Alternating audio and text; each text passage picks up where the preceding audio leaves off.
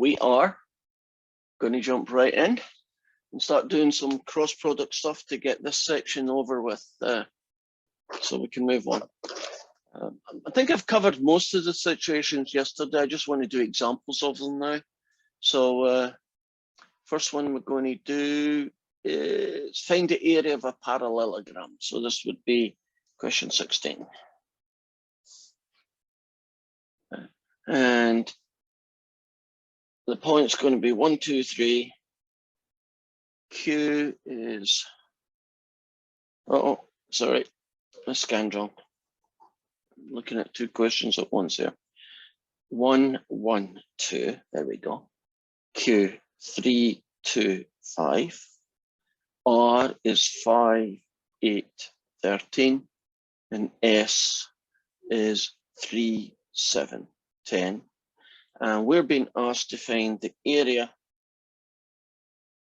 of the parallelogram. Okay, so I'm assuming that they go like this: P, Q, R, S, and then back home, right? What we're going to do then is figure out a strategy to answer the question, the area of the parallelogram.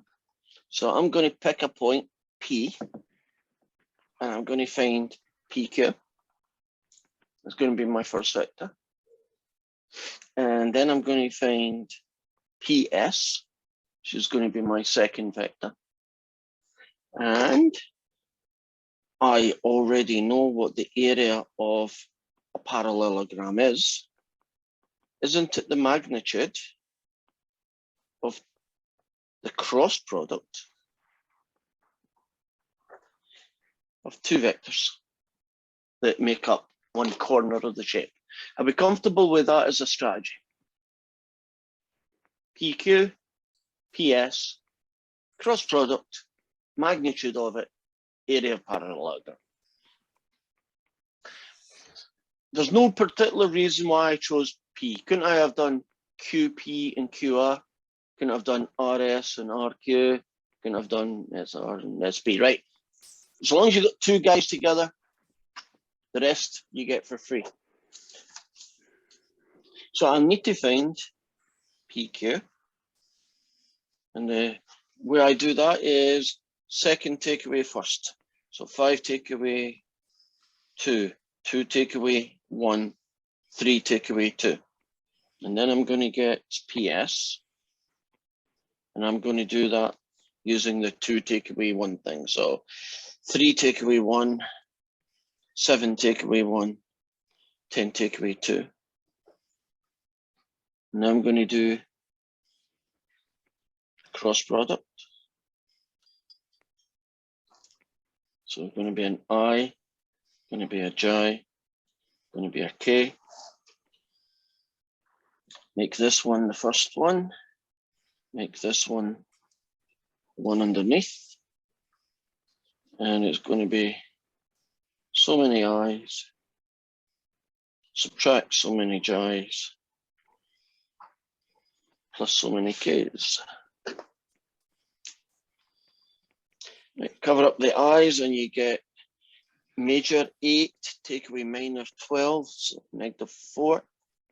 Do the middle one. Sorry? Wouldn't your X value for PQ be 2 instead of 3? Because it would be 3 minus 1. Wow, well caught.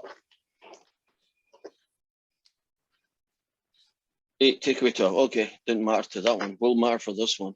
16 take away 4. 12. 12 take away 2 is 10. So I'm looking at a -4. Question? Again, for your Z value on the PQ, it would be 3 because it was 5 minus 2.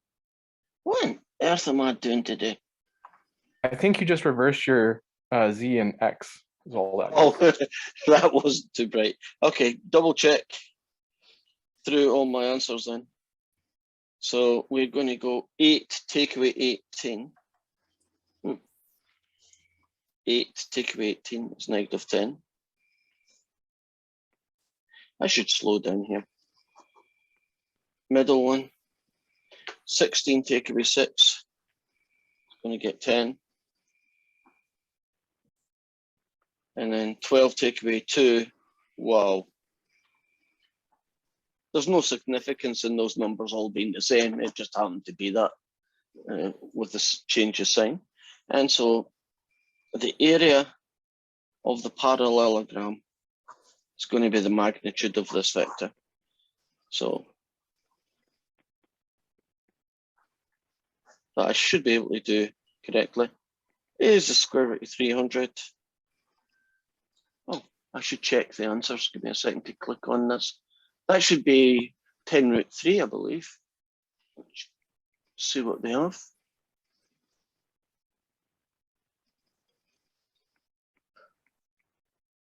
Okay, so 16. Scroll. 16, where are you? Yep, okay. And they are looking for 10 root 3, which is the answer. So the area of this parallelogram, if you can count correctly, is 10 root 3. They didn't ask it, but couldn't they also ask for the area of the triangle? In which case, isn't it just half of that? I mean, you could have got that for free. So that was it.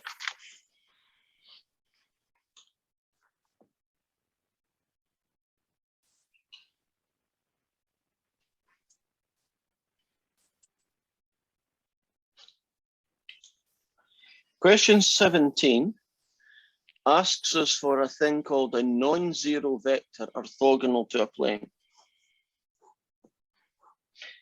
Imagine this is a plane, and on this plane we have P, Q, and R. And if I join them together, I'll make a triangle, right? We say that that triangle is embedded in the plane, right? In other words, it's virtually like this. It's a piece of paper at a funny angle, and you notice P, Q, and R are on the piece of paper, right? And we're being asked for a vector that is orthogonal to that plane. So orthogonal is, here we go.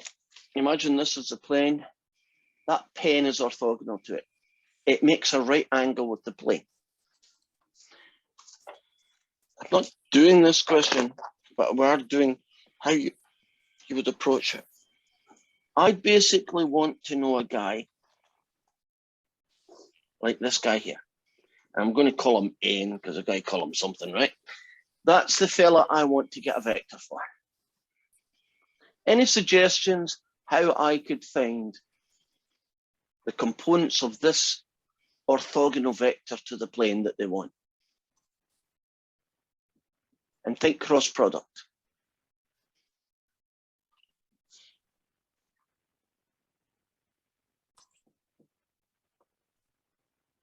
Any ideas? Wouldn't it just be the cross between PQ and PR? Yes. That's it. So it's just a hidden way of getting you to find a cross product. Couldn't they have just said, here's P and Q and R, you know, find a cross product PQ, PR. That's all I want to do with that. Now they ask for the area of the triangle. Well, forget about that guy.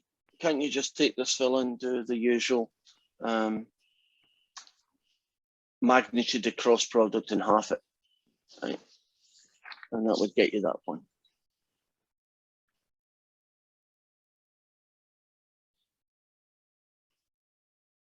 And there's a whole bunch of questions just like that one. Here's my favorite.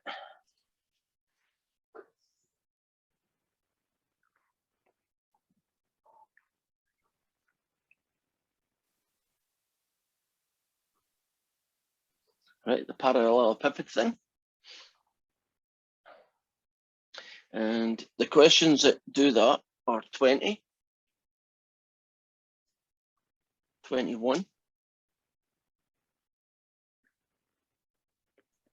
22 is one of these. Okay, so I'm going to pick 28. Okay, yeah, 20 does. Right, in question 20 then, you're given the vector A, you're given the vector B, and you're given the vector C.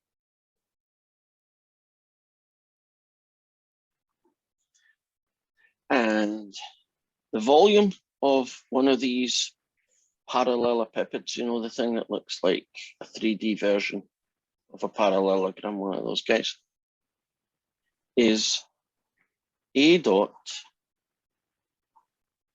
B cross C. And I'm not going to do that. Would you agree? You just find the cross product and then dot product. Let's just pretend that I did this and the answer -10 came out. How do I alter this so that it truly is a volume? Because you can't get a volume of negative anything. It's a very simple fix. What do you do? Absolute values. Yeah. So you might, I don't like putting that there because the reason I don't like putting that in the equation is, don't you start thinking it means the magnitude of a vector, then you throw yourself out when the thing inside isn't a vector anymore and you start getting confused.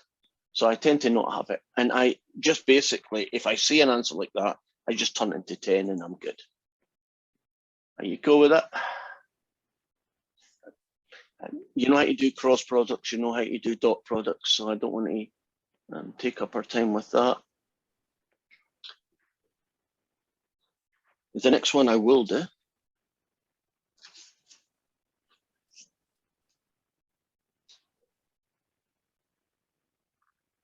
And we're going to find what's called a triple product. And a triple product is this guy.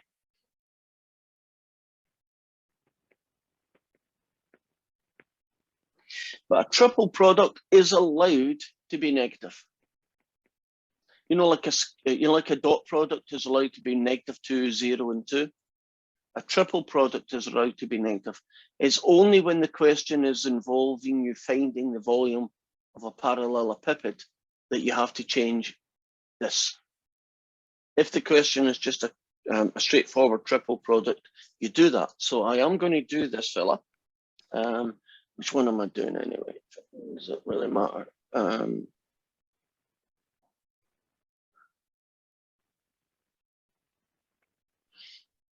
Okay, 24. So I'm going to have to call them A, B, and C now. The first one is 1, 3, -2. The second vector is 2, -1, 0. And the third vector is going to be 5, 5, -4. So you typically do that calculation first, the cross product.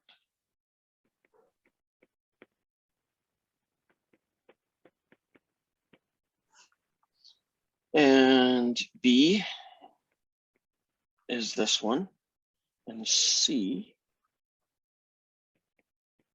is that one.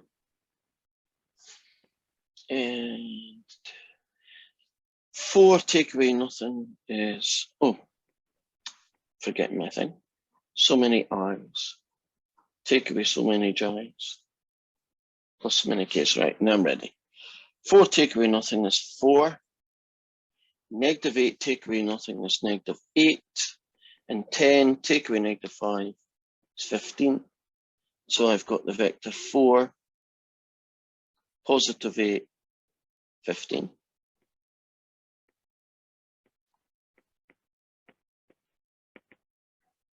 And then I'll do an A dot with it. So dot product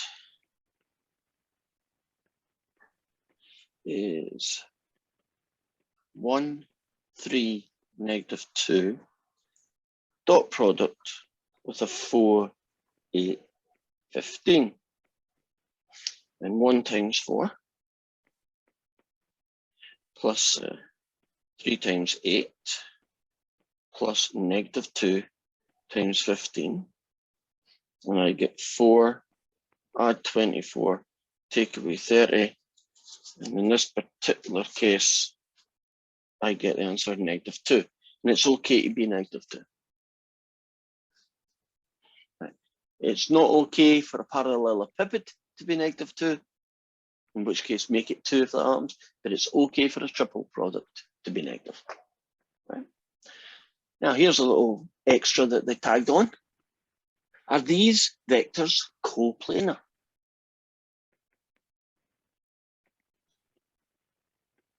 And coplanar means that they're all on the same piece of paper, right? They're all on the same plane. Right? Coplanar, same plane. And there is a test for it. If they are coplanar, what number is this triple product going to be?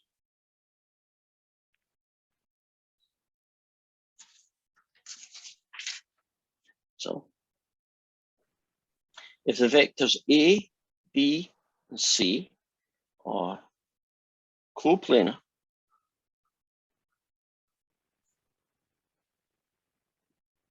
the triple product is always going to be 0. And if it's not equal to 0,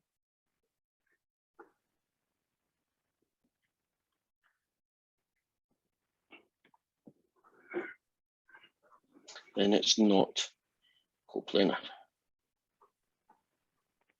So in this particular case, agreed, not 0. Not coplanar.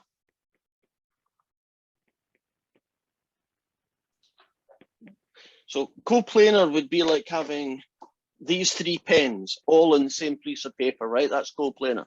Not coplanar would mean at least one of them isn't on the paper, right? One of them sticking out and the other 2 are. I think when we did it last time, don't you end up with a triple product, a parallelepiped of 0 volume? And we said, how could you get 0 volume? I said, look, they have to be in the same plane, right? Like a flat piece of paper, which has a volume of 0. Are we good with that? Triple products are really good for testing one thing, coplanar. The magnitude of a triple product is good for the volume of a parallelepiped, right? So they do 2 jobs, quite distinct jobs, but they do 2 of them.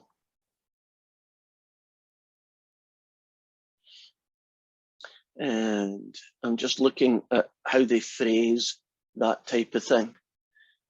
25 says, are they on the same plane? So they don't use the word coplanar, but that's what they ask. It means the same as that. 26 says, are they in the same plane? And then they finish with some videos. And we are done for that section.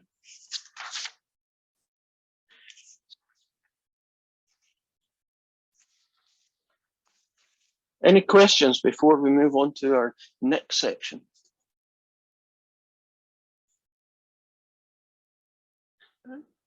Last chance.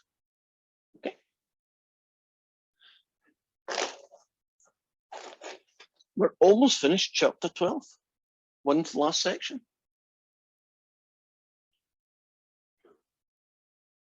And it's 12.5. And we are looking at equations of lines and planes in 3 dimensions.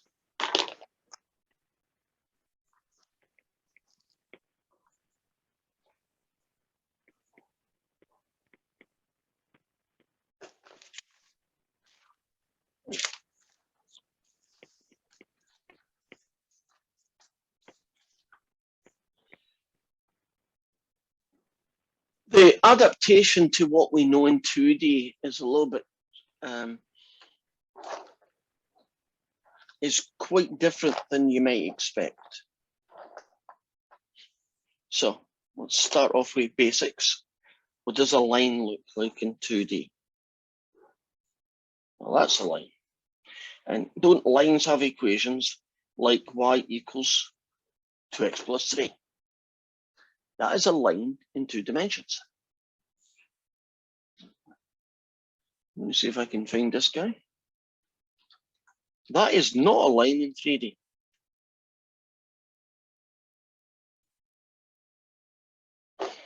if you do the same thing, but you do it in three-dimensional world, and you take all the points whose y coordinate is equal to 2x plus 3, what you get is a vertical plane. Okay, imagine this is the line on the ground. And you get a vertical plane. You get this guy. It goes like that. So all the points that look like this in 3D form what we call a plane.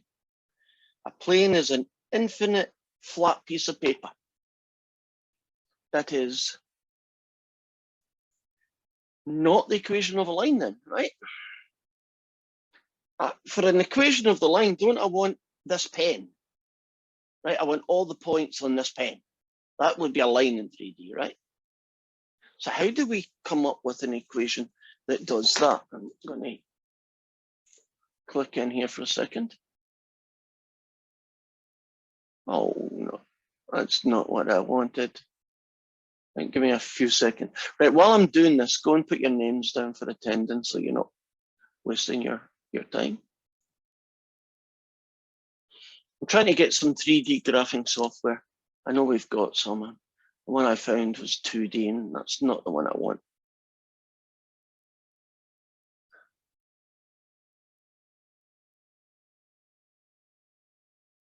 That's not the one I want either.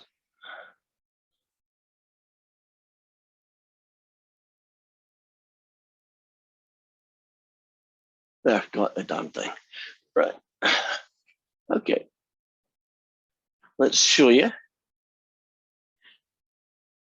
the guy that I wanted. Right, this fella here. Right.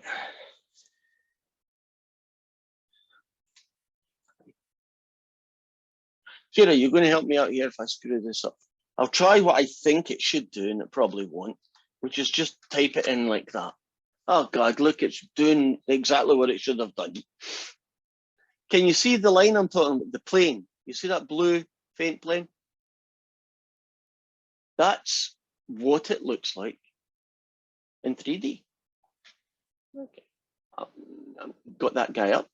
So how on earth am I going to do a line?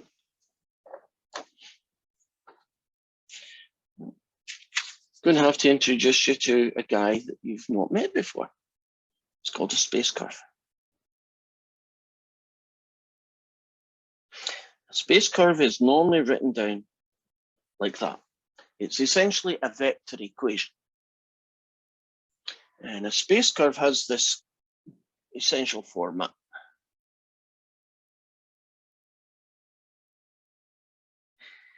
It's a parametric equation.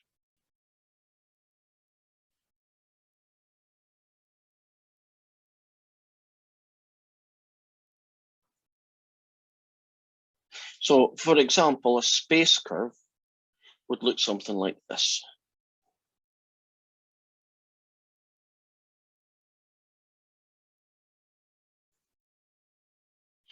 Now you may say, well, how does that describe a curve, right?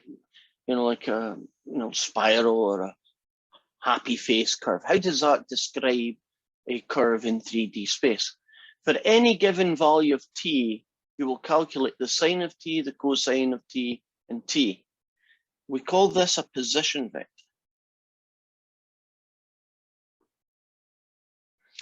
Right? And a position vector is basically a vector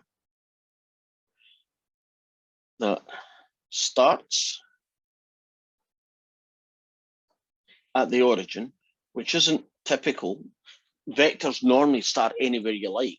This is a very special vector. It starts at the origin, right? And then goes to r of t. So isn't a position vector essentially the coordinates in 3D space? So if you start at the origin and you go to the point 1, 2, 3, isn't that the same as the coordinates 1, 2, 3? right? So the position vector 1, 2, 3 is equivalent to the point 1, 2, 3. So that's essentially how we get round the problem. We create a thing called a space curve, and that space curve is written down in terms of some variable t. And for any given value of t, you will get a point in 3D space. We call it a position vector, but it's essentially the coordinates. And you can plot that fella through all the values of t. And can you imagine what that would do then? Is it would give you a shape in 3D space. And I'm now about to see if I can make this guy do what I just said.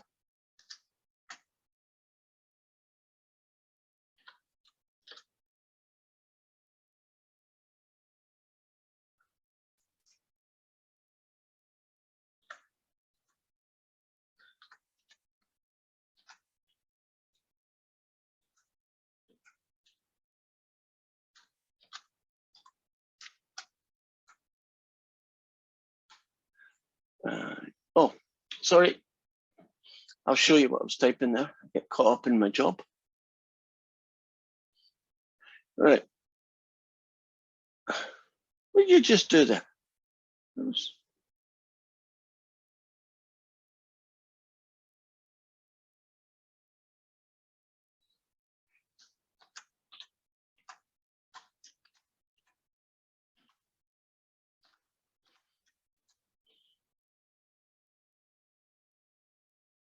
There we go. Okay, it's one to muck about with my guy, unfortunately.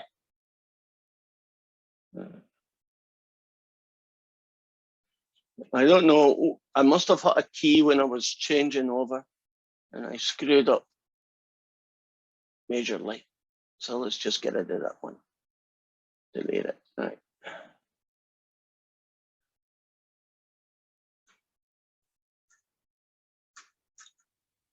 I'll try this one again, and I won't take my eyes off the keyboard. Sine of t, comma, cosine of t, comma, t. Yay. Do you see that little black spirally thing? That is the space curve, sine t, cosine t, t. Okay, it starts doing weird stuff to it, but I'm ignoring the weird stuff. It's just GeoBra rewriting it in whatever form it wants. Now, the only thing that's kind of is changeable is this fella here, which evidently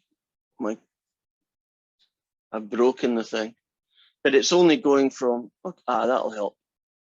There. Can you see it's going from 0 to 2 pi?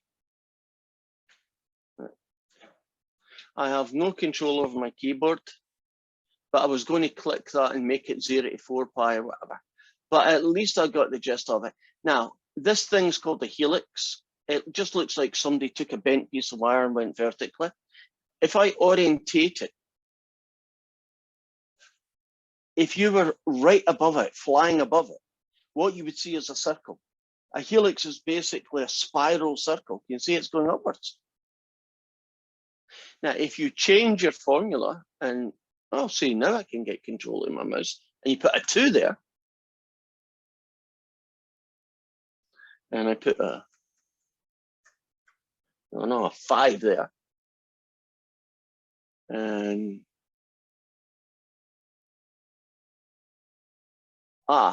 there. Can you now see it's no longer a circle, but an ellipse? But isn't it still spiraling upwards? It's called space curves. Now, if you do a straight line, which is kind of where we're now heading for, we need to figure out what does a space curve look like for a straight line. So I want you to imagine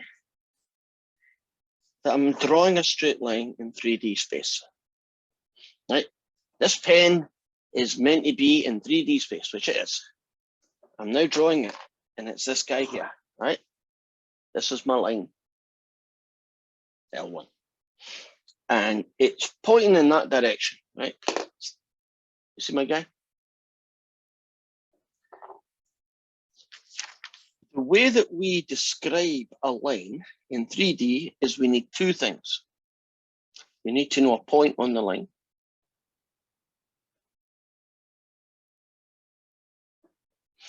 And we need what's called a direction vector.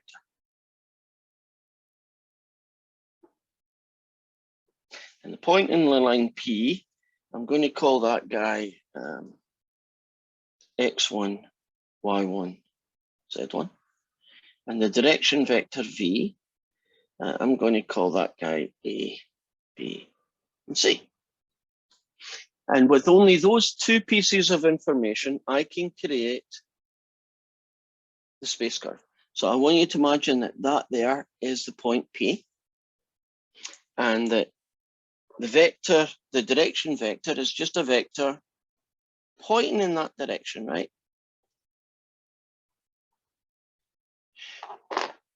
Would that be enough to describe any line in the universe? Pick a point that's on the line and then tell me what direction to travel. Can you see that that's enough to describe it? So the equation is the following. It's x1 plus at, y1 plus bt, and z1 plus ct. So the equation of a line in 3D is made up from a space curve. Have you noticed that each piece of these is in fact essentially linear? And that's the formula that you need for the equation of a line in 3D. So let's pick a line. It's it, right? I want to find the equation of a line that passes through the point 1, 2, 3 and has a direction vector 1, -2, 5. So the equation of the line written down in this format is going to be 1 plus 1t, 2 take away 2t, 3 add 5t. Is it not quite different from the equation of a line in 2D? In 2D, it was y equals 2x plus 3. In 3D, the equation of a line ends up being a space curve. So far, so good. Now, I'm going to nip over and screw up with GeoBra again, but I'll do my best. Let's take this fella out. Okay. So I'll do my bracket. So 1 plus t, comma, 2 take away 2t, comma, a 3 plus 5t. Mr. Robertson, you did an underscore instead of a... What the heck am I doing here? I don't even know how I did an underscore, but I managed to do it anyway.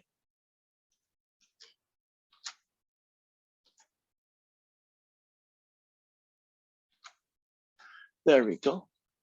And would you agree that is that black guy, which is this fella, isn't he a straight line in 3D space?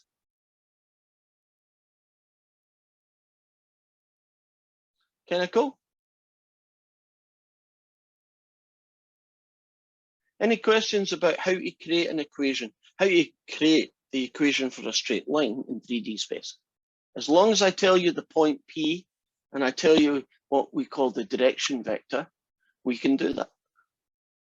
How about this to really blow your brain? The equation of a line in 3D is not unique. In other words, if I find a different point on the line, won't this number here, here, and here be different? I mean, if you think about it, in a straight line, isn't there an infinite number of points I might have chosen? I just happened to choose this one, right? I could have chosen another point. I could have chosen, for instance, the point Q, which was 2, 0, 8. And if I'd chosen that one, the equation of my line would have became 2 plus t, 0 take away 2t, and 8 plus 5t.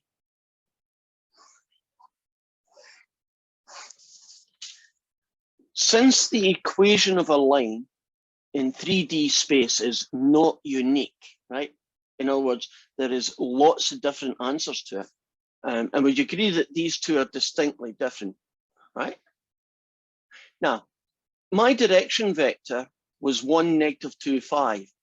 Wouldn't a vector twice as big still be in the same direction? So I couldn't have called that 2, negative 4, and 10. And wouldn't that generate even more answers?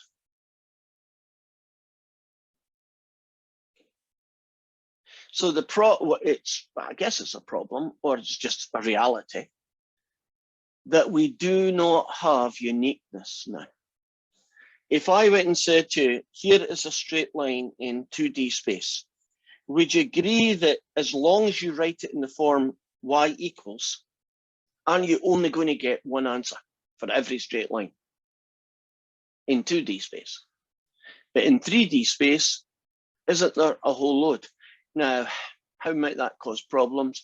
Can you imagine you're going to get a question where you're asked to find the equation of a line, and you decide to use this point to make the equation, and Maggie, you decide to use this point to use the equation? Won't you have two distinctly different answers, and both are equally correct?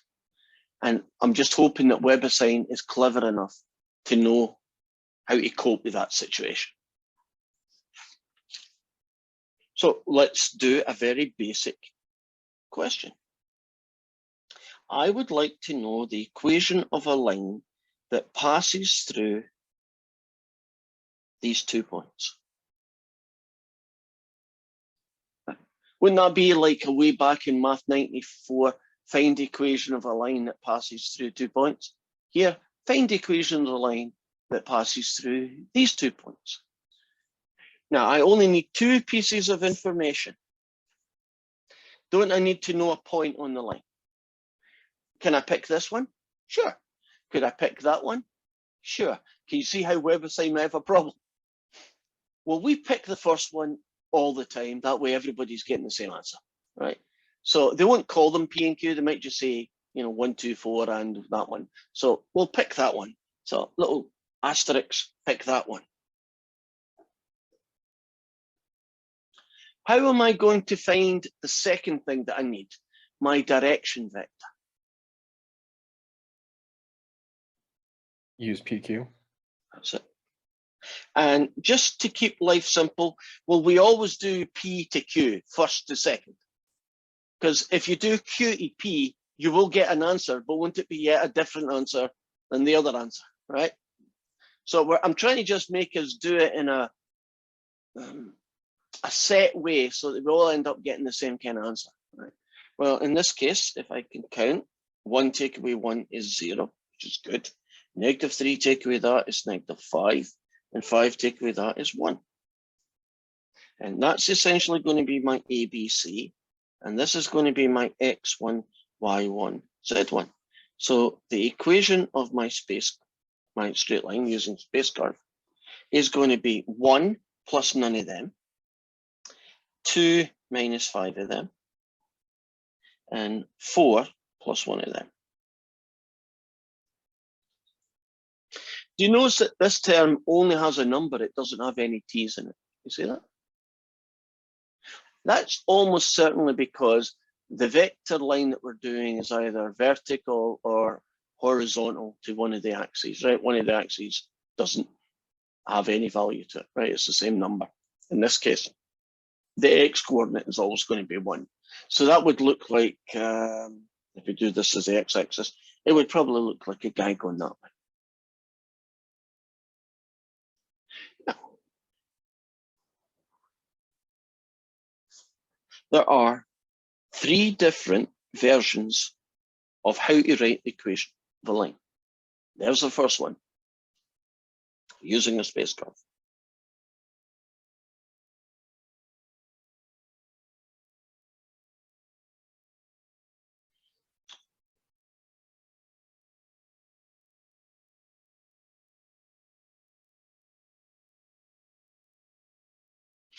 Here is an equivalent.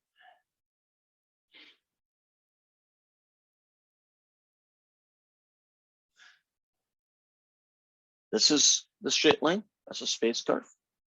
This is the straight line written down in what's sometimes called its vector equation form.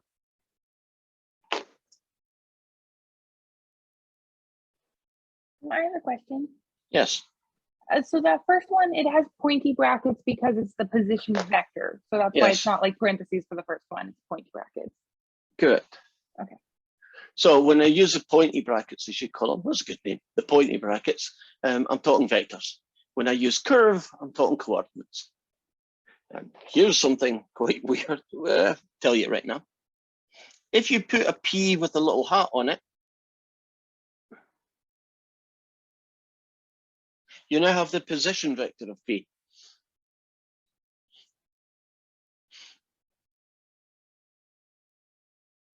So coordinates of a point and the position vector of a point use the same numbers. It's just convenient sometimes to think of it as vectors. Have you noticed that everything here is done as if things were vectors? These two are very similar. I don't think we'll have a problem with these, but I said there's three. So let's show you the third one.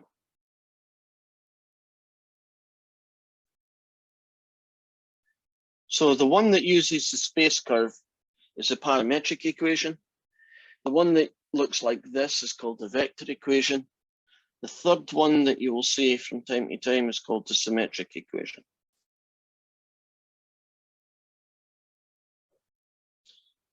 And the symmetric equation has this form.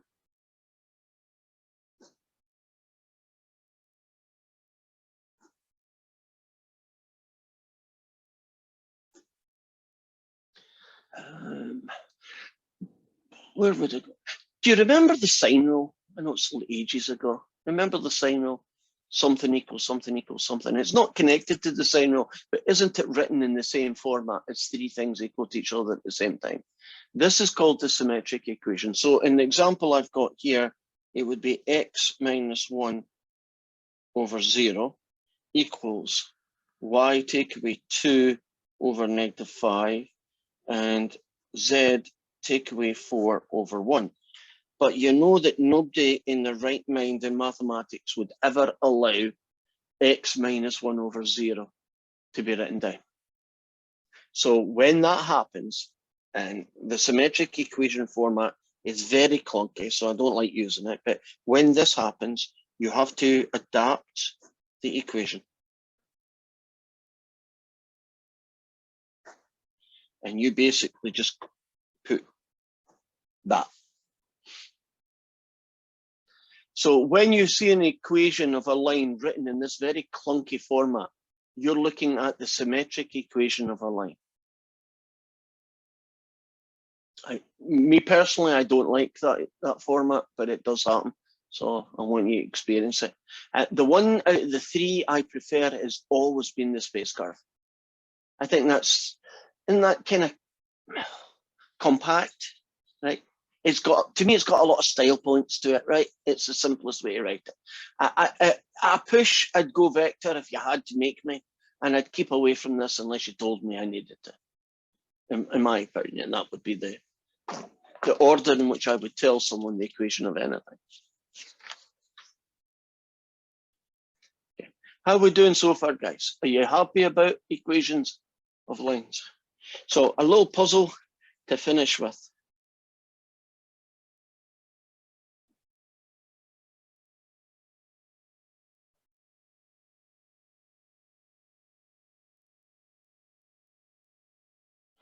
Here's the equation of a line.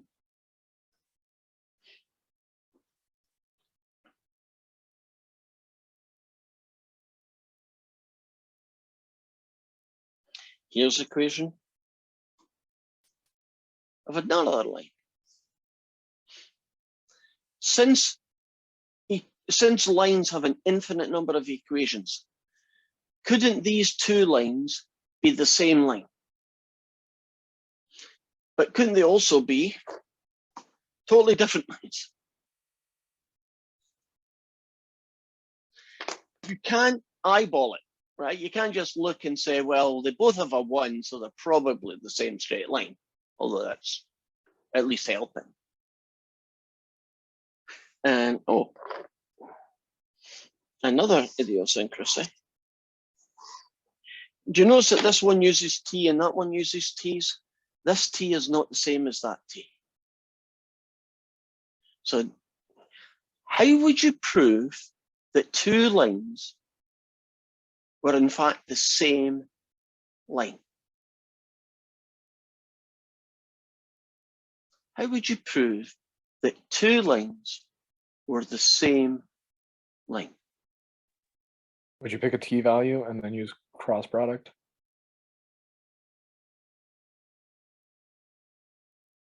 Thinking that through, I've never been, no one's answered it that way, so I'm trying to think in my mind what would do.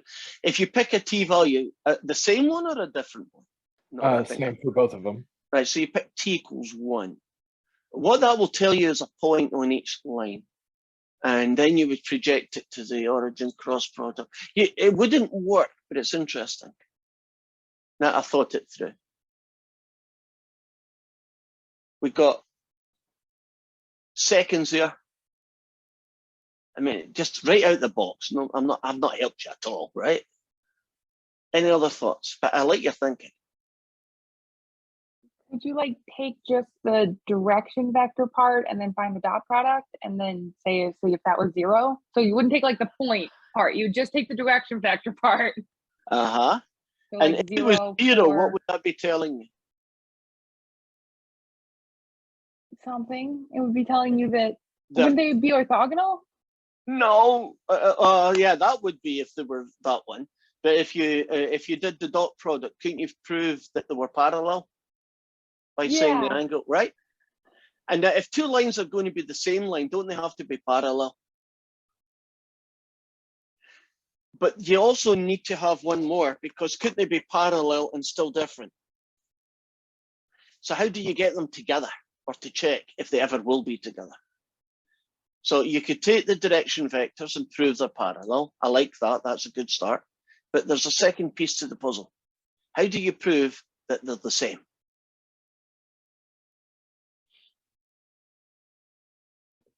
Would you try to find the starting value?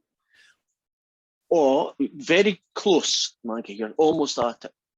Find a point on this line, let's say the starting value, and see if it's on this line. Because if they share a point and are parallel, isn't the only way that they're the same line. So the logic is, if you want to prove that 2 lines are parallel, find any point you can that's on both lines. Maybe pick the starting point 1, 0, 2. And does this guy ever have a 1, 0, 2, right? Anywhere. And then prove that they're parallel. By the way, these 2 are definitely not. Can you just check by the direction vectors are quite clearly not multiples of each other. And that will be for another day.